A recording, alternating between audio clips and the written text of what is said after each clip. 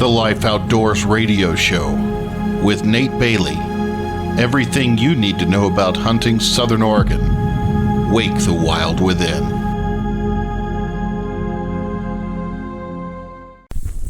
Welcome again to the Life Outdoors radio show. We're going to do something different with this show, and from here forward, we're going to use this format. And we're cutting it up into time afield, and we're going to talk about the things that we're doing at that week afield. So what we're doing in the outdoors. We live here in Southern Oregon. We have so much stuff around us that we're engrossed in the outdoors. We believe that we speak to God and we're able to hear from Him through the outdoors, as well as, in a church pew. But at the same time, we understand what He does in the outdoors, how He shows Himself through the stuff that He's made. The next thing we're going to talk about is we will talk about some amazing facts about the outdoors, because we also believe that if you start looking at the smaller things in life, at the slower things, or at the things that a lot of times you just are too busy to think about, but if you slow down and start looking at some of the facts about the outdoors, you're going to know more about what God is doing and what He's saying through the outdoors. And lastly, we're going to talk about the stuff that we use outdoors, because our whole goal here with the Life Outdoors is to get you out there. And we want to get you out in the outdoors because we know that God shows Himself through what He has created. And so if you get out there, you're going to know that there is a God. We deeply believe that, and you won't be without excuse to go and start learning more about Him.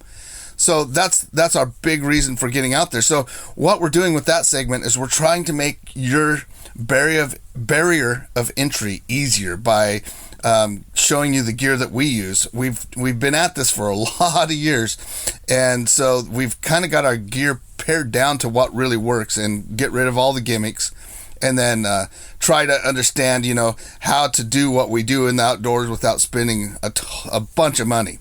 So that's the new format.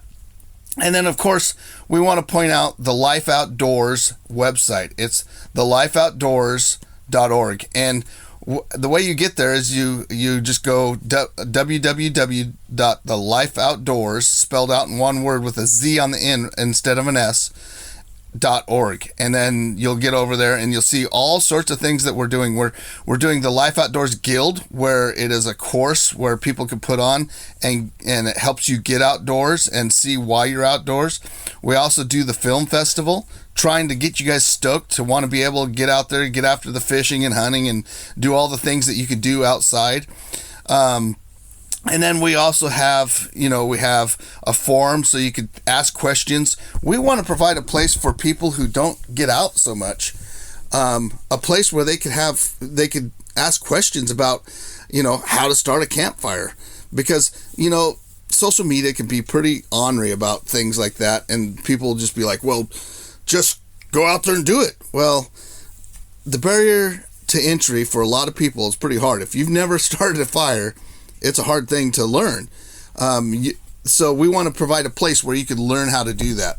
These are all just little things that we take for granted, but somebody coming new to the outdoors isn't going to take that for granted. So that's what we're doing through those forums. That's what we're doing through all of our media. So you could also contact us. You could also ask for prayer.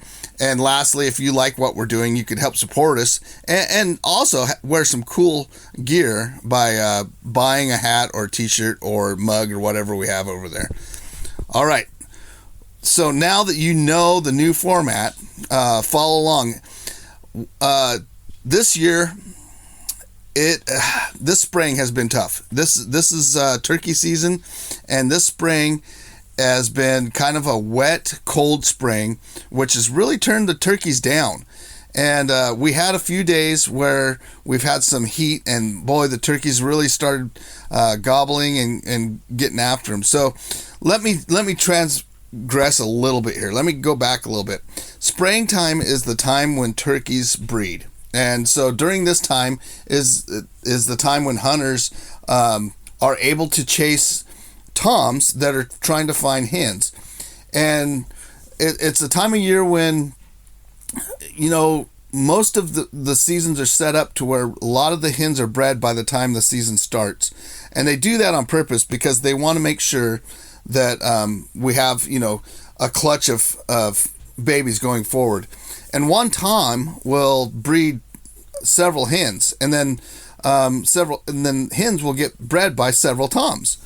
And it's pretty crazy how well turkeys have adapted to North America. We have, in 49 states, we have turkeys in every state. The only state that we don't have a turkey in is in Alaska. And so it's pretty crazy when we start chasing these birds around that there's just a spring season and the turkeys are out gobbling. And when they gobble like that, it's super fun to try to get in front of them and get a shot. Now, a lot of people in the Northwest, especially here in Oregon especially, don't look at the turkey as being that big of a deal to hunt. They're used to the turkeys that hang around the housing complexes or they see them on the golf courses and they see how dumb they are acting and stuff. But if you get out in the woods and you get out and chase these mountain birds like what we've been doing, they are a bugger. They're not the easiest bird in the world to hunt.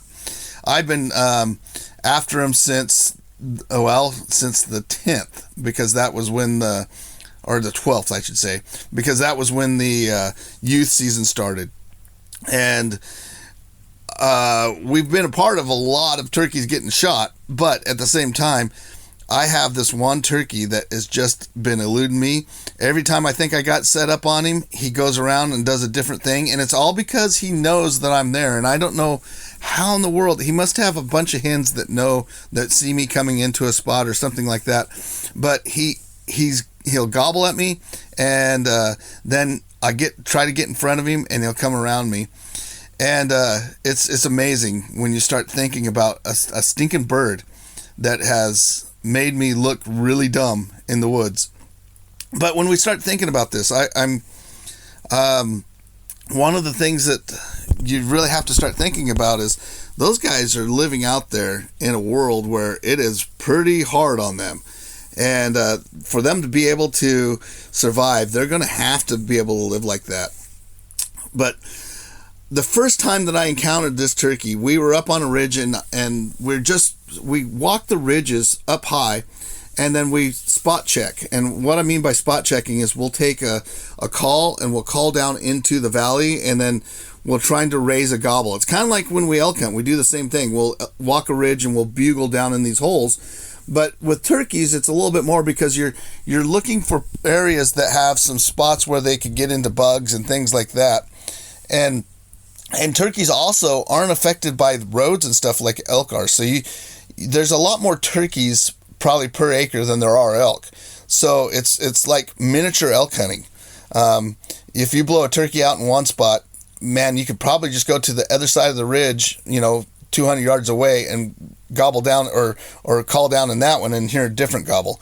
And that's the fun thing about turkey hunting is you're now getting multiple shots at a bird a day, and with elk hunting some days that's not like that.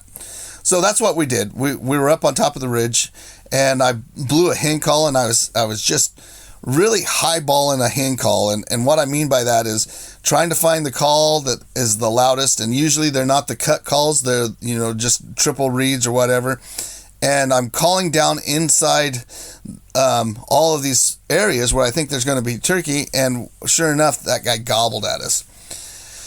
Well, this is the first time that I've encountered this one turkey, so we came down and we kind of came right straight at him. And turkeys, well, like any animal when you're calling them, it's really hard to call them backwards to where they've already been. So you got to try to get in front of them, try to understand which direction they're going. And a lot of times you could do that by calling and listening and seeing where they go. Well, he kept calling and kind of gave us a general vicinity of where he was. And then we got within 100 yards. And he just clammed up. And that's what they've been doing all season. And it's becoming kind of epidemic for me that they're doing this. And so we get down to the bottom and he just kind of clams up, and I'm thinking, man, if I was him, and I think he was going up the creek, I think I would we'll get to that that next little clearing up there, and then we'll set up. And we didn't have any decoys with us. Maybe I need to try a decoy on him. I haven't put a decoy in front of him yet, but I'll just get in front of him and I'll sit in that clearing and I'll wait for him. And this tactic has worked for several turkeys over the years. I've been a part of, I guide turkeys. I've been a part of, I guide turkey hunters. I don't guide turkeys, but I guide turkey hunters. And I've been a part of a lot of turkey hunts over the years. And this bird, normally, if you just get in front of him and you call, it's pretty much game over. You got him. And anyhow, we decide we're going to go up and we're going to go across the creek and we're going to set up there. And we get up through there. We cross the creek.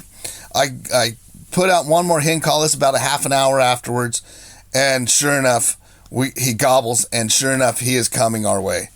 And I'm thinking, man, this is a done deal. You know, for any other turkey, this would be a done deal. And so we're sitting there and we're waiting, and finally we hear the hens come through. And of course, I'm trying to hen call, and there's no response. He's coming up through there, but I know he's around, and he's not calling back to that hen call. And I just don't understand. It's not that I haven't called a ton of turkeys, and we just got done 2 days before that doing exactly the same thing on another bird, and he came.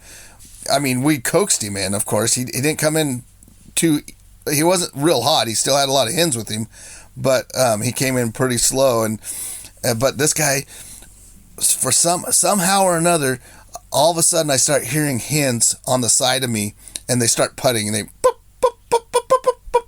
And when they start doing that, they know something's up. And I start looking around, and I'm thinking, what in the world? How in the world did he ever see us? 100 turkeys down around the private lands would not even think about us doing that. But this guy up in the mountains, and I think that's why it's so attractive to me right now, is this guy up in that mountains just pinned me. So I could see him walking around. Normally they have a trail through this little prairie. They have a trail that they walk right straight through, and you can tell exactly where they go. And I've watched him go through there years past, and he deviates off that trail, which is so weird for a turkey to do, because they're kind of creatures of habit. And he goes all the way around, and as he's going around, I can see his head just kind of turning and looking as he's going around, and he stops and he looks down, and his eyes meet my eyes, and I'm thinking to myself, what in the world is going on with this bird? How with all my camouflage, with where I'm sitting up against a tree, just how in the world is he catching me do this stuff? And it blew me away. And I'll tell you what, it takes me back every time. So I started chasing these mountain birds, and now it's in my blood so hard right now. I have a spring bear tag. I had a bear show up on my cameras, and I didn't even faze me, because I want to shoot this one turkey. I got to get him. It's kind of like a chess match between him and I now. And I've blown him out so many times, and he's heard my calls. I think I'm going to have to change calls to actually get him to where he doesn't recognize my call anymore. But he came around, and he made that big circle around me, and the whole time he's watching me, and once he gets to so far behind me I can't see him anymore, I hear him take off. So he just snuck around me just to get around me, and then once he knew that he was safe where he couldn't see my eyes anymore, he just took off. And so I turn around and I think, well, what can I do now? And I get up, and some hens were still left behind, and they took off, and they all decided, rather than running, that they would fly, and they flew across the creek and landed in these tall trees. So they were up on kind of an elevation on our side, it was in the creek bottom, and they flew across and landed in the trees on the other side at a high elevation. And they sat up there and just made their noises and putted at me, and it was just like game over. And I felt so beat up by a turkey. Isn't that the craziest thing in the world? But that's why we keep coming back. God made those things to have the eyesight and the schizophrenia. They're schizo. They're not really smart. They're just schizo. And made him that way to probably make it to where we have this drive to want to go get them. So that's my experience this week. And when we come back from the break, I'll talk a little bit about some turkey facts that are crazy that you probably don't know. So come back from the break and we'll get back after it. Hunting Southern Oregon. The Life Outdoors radio show on Gold Country Radio with Nate Bailey.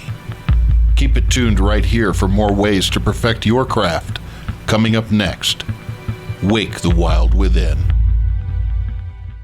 Want to get your business noticed? Sponsor a show on KKFO Gold Country Radio on 103.3 FM and create awareness through on-air announcements, our online stream at goldcountryradio.org, and our podcasts that live on forever. Your message reaches a broad local audience while also targeting listeners who choose to tune in to the shows they love. Plus, we promote your sponsorship across our website and social media. For more information, email goldcountryradio@gmail.com. Call 541-238-6989 or visit goldcountryradio.org. Gold Country Radio, your message heard locally and beyond. The Life Outdoors radio show with Nate Bailey. Everything you need to know about hunting Southern Oregon. Wake the Wild Within.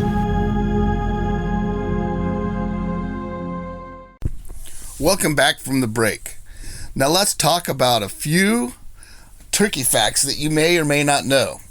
There are 5 distinct subspecies of turkeys, and this comes from NWTF, the National Wild Turkey Federation.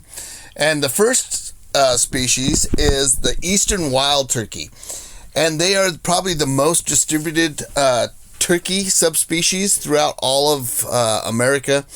They are probably the only subspecies, well, I shouldn't say the only, but the biggest group of subspecies this side of the other side of the Mississippi, so on the eastern side of the Mississippi. The Florida wild turkey is called the Osceola, and it's named for its location down in Florida. There are about 100,000 of them in Florida today, so there's a lot of turkeys down in Florida. There's a lot of turkey hunters down in Florida. Matter of fact, a lot of the turkey hunters that I get with my guide business, a lot of them are coming from Florida. Most of my out-of-staters are coming from Florida because they are so ingrained in turkey hunting that they want to shoot a turkey in every state. They're trying to get what they call a grand slam, and there's what they call a grand slam is when you go through and you get every one of these turkey species. Now, why is Oregon so attractive? Because there are 3 species in Oregon. There's the eastern, and the Rio, and a Merriam. And these are, we'll talk about those subspecies here next. The Rio, which is probably most of what we have in Oregon, are Rios. They're concentrated in the western desert region, so like Texas and Oklahoma and Kansas is where they originated. Now, they were transplanted into the Northwest from those areas, and Rios are really cool because if you look at an eastern turkey, you could look at them and they just don't have all of the different colors in their tails. They're pretty dark. So is the Osceola. They're really dark. The tips of their fan doesn't have any of that buff in it. And so you could really tell the difference in them. And then, of course, there's hybrids all along the way here. But when you look at these turkeys, it's pretty amazing how you can tell the differences just by the way that they look. So when you have one coming into the decoys, and say you're wanting to get one of each species, you could understand whether or not you want to shoot the one with the white tips on the wings, or if you want to shoot the one with the kind of a cream coffee color tip on the wings, or if you want to shoot one that doesn't have any color, the fan. Or if you look at the fan and the fan itself, it just looks completely dark, then you could choose between those subspecies. And like I said, Oregon, because we have transplanted most of the birds here, we have those 3 different species here represented in Oregon. And also they hybridize between them. So you can find all sorts of different looking birds here in Oregon. I just saw one come across my Instagram feed the other day that it was kind of in a blonde face, so it was kind of a blonde turkey, and So some of these turkeys go through different color phases as well. And I've been doing some research in this, and they really don't know why those blonde phases are happening. But there's a new group of guys out now, and if you go over to wildturkeydna.com, you could actually, if you shoot one of these goofy looking turkeys, I don't want to say goofy, they're just different. You could take the tongue out, freeze it, and they send you a kit, and you send that kit to them, and they will tell you, and they're checking DNA, and what they're trying to do is they're trying to find the DNA differences or the DNA, what do you call that, where they're the same. They're looking at where if it has the same DNA, and they're looking at this, and when they're looking at this, what they're looking for is how these hybridizations of breeds have happened and how this cross DNA has happened, and even to the point of like the heritage turkey breeds that are out there that humans took turkeys in the 1800s or in the 1700s, wild turkeys, and bred them together and bred them and crossbred them to make these heritage breeds to make domesticated turkeys. And those turkeys sometimes get away from their owners and they get back into the wild flocks. So they're looking at all this DNA and trying to figure out how these turkeys and why they're showing up the way they are. And if there's some problems with, say, some domesticated turkeys coming into the wild flocks and bringing some of their problems with them, because it seems like domesticated, anytime we mess with them, we take something out of the DNA string that by breeding that makes animals a little bit weaker. Like if you breed the wrong, I know there's some things in bird dogs, like in labs, that if you breed the wrong things into them, labs have some mutations in them that could be really detrimental to being a dog that is healthy. Like they have over energy problem where they could have heart attacks just by getting too excited, and that's because they were bred to be excited for the field dogs. So there's these things that happen, and we don't want that in the turkey population, so they're checking the DNA. So Rios are the ones that we have mainly around southern Oregon and on the west side, and some on a little bit on the east slope of the Cascades, but mainly Cascade birds are going to be the Rios. And Rios are pretty cool because they will they go all over the place. Some of them will range 15 miles a day, that's huge. That's kind of like an elk range. The Rios that I've been hunting, and that's what I've been hunting up here, these mountain birds are Rios. The Rios that I've been hunting, they don't range that far because they have territories, right? And there's so many different birds up here. There's so many birds that they're not going to range that far. They don't have to. They have plenty of hens around them and plenty of water, plenty of food, so they don't have to range that far. But if you think about where they live, say in Texas and Oklahoma, some of their habitat's not like the habitat we have. And then we have the Merriam turkey. And the Merriam turkeys, they're abundant in the mountains of the West. So like Montana, Wyoming, Idaho, but we have Merriams as well, and we even have Merriams here in Southern Oregon. And I've some of the turkeys that we shoot have the white tips on their fans. So if you look at their fans, any of the turkeys that you see in pictures that have the white tips, and then they'll have that secondary on the secondary feathers on the fan, the shorter ones, those will be white as well. So when you look at a turkey, you could look at the top feathers on this fan, and then look at the middle of his fan, and those are the secondary feathers. And like a Rio will have tan up there, and they'll have tan going around the secondary. Easterns will be almost black up there. It almost looks like one feather, but when you get up close, there's a lot of diversity in their fan as well. And then you look at the bottom, and you look at that middle fan, and on the bottom of it also we'll have the buff for the Rios and the white for the Merriams. So Merriams are kind of a cool bird. We don't see a ton of them, but we do see enough to know that, hey man, that's a Merriam coming in. And then of course, like hybrids in between, like a really light tan that's almost white is probably a hybrid between a Merriam and a Rio. And so that's one of the reasons that we get people coming from all over to Oregon, because we have all three. So it's a place where, and then of course the way our regulations read, you could shoot 3 a year in Oregon. So potentially you could get 3 out of the 5 subspecies of America in Oregon, and so that's kind of a cool thing for a lot of people to come here for. And then the last one, and one that I don't know a whole lot about, is the Gould's turkey. And they're found in Arizona, New Mexico, and northern New Mexico. And they're probably the least amount of turkeys in a population. Rios, I would say, there's a ton of turkeys in that population. But there are 5 subspecies in America. And those subspecies, you guys, are kind of why we really enjoy turkey hunting, is being able to have something that you go out and you see the differences in, and you see the changes in, and the diversity. It's just a fun thing to do. The birds are vocal, and it's one of those things that if you haven't turkey hunted, if you're one of those people that just see them in the golf courses and stuff and think they're just a dumb bird, go out and try to hunt them. Go out, if you really want a challenge, go out, try to hunt them in the mountains, find a flock in the Cascades, and try to hunt them. They are smart as smart can be. Hunt them up in the big timber where, they're roosting in 100-foot trees, and you will find some birds that are really fun to hunt.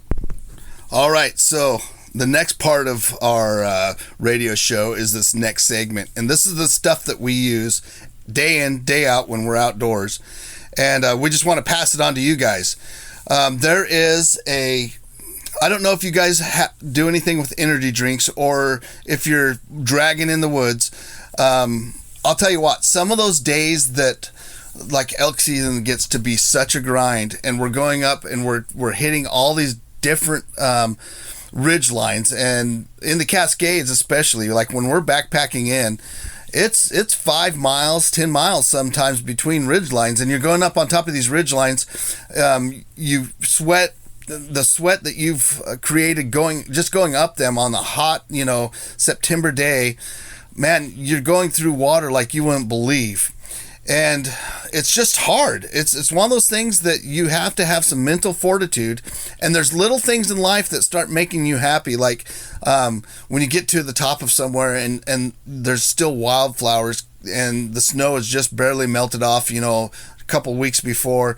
It's one of those things where you just start taking in the small things in life. And I found out, after doing this for years and years and years, I found out that there are some things that you need to afford yourself for comfort. One of those is a great big air pad. So my pad is super thick. It's like almost 4 inches thick. And another thing is it's super insulated. And I don't care if it's in the summer, you want an insulated pad, because if you could keep that body heat radiated up and not getting sucked into the ground, you will stay warmer up in the high altitudes. But that's just a comfort thing for me. And I found out the more time I've spent in the woods, I need my comfort things. And one of the major comfort things that I have found this last year is an energy drink that we call Squatch Juice, or that is called Squatch Juice. And we like our energy drinks. We always use some other brands. Being able to just have a kick in the middle of the day, of a caffeine kick, and have something that tastes sweet is a real comfort. And it also increases your energy. It also increases your mood. Moods are a big thing when you're hunting elk in the backcountry. If you're busting butt, and anybody that's been in the military or that's had to work hard out in the woods understands mood is probably the thing that keeps you going the most. If you start getting a bad attitude and a bad mood, it's almost over. You can't work as a team anymore, and teamwork in the elk woods is almost pivotal. So we drink these these hydration and energy and focus drinks, and we drink it from Squatch Juice. And one of the things that we didn't like was all of the manufactured ingredients that were in most energy drinks, and that's what made us start turning to Squatch Juice, because it is super clean. Everything that's in it is natural. Even the sweetener is stevia, so it comes from a stevia plant. So we're not having to taken sucralose or anything like that. All of the colors are natural. There is no added coloring to it. So the flavors come from dehydrated fruit, and that dehydrated fruit is natural. So all this stuff is completely natural that we have. And Squatch Juice is the reason that we went to it is because of that. Not only that, but they're cool guys over there. It's a small run business, and they're really putting out a quality product. The energy comes from caffeine, but it's all natural caffeine. It comes from the coffee bean. It's a coffee extract caffeine, and it has all of the essential amino acids and things like that in there. Also, they do a hydration drink, which is very good. So, like when you're sweating and you're everything's turning salty on your shirts and stuff, you got to replenish that, or else you're not going to perform out in the woods. And their hydration drink is probably the best out there. And again, it's all natural. It's really high in sodium. It's a high sodium, so you don't just go around drinking this unless you're working. If you live an active lifestyle, you really need this stuff. But Squatch Juice is something that you guys should probably look at. It's if you want to save yourself some money, we do have a code for it, and it's TLO20. If you use that code on their website, squatchnut.com, go over to squatchnut.com, like a Sasquatch. But if you go over there and use that code, you will get some money off of your purchase. So go over there, check it out. You guys will treat yourself up on top of a ridge sometime with some Squatch Juice, and it will help you out a bunch. It helps us. We love it. So that's the radio show for this week. Hope you guys enjoyed. I hope you like the new format. Please leave some comments. Go over to our website or talk to this radio show and tell us whether you're liking what you're hearing or not. We love to hear from you. Thanks again. Until then, keep living. Thanks for listening to the Life Outdoors radio show. Tune in next Sunday evening at 7 p.m. to continue to hone the primitive skills that man has always been meant to master. Hunting, Southern Oregon. The Life Outdoors radio show with Nate Bailey. Wake the wild within.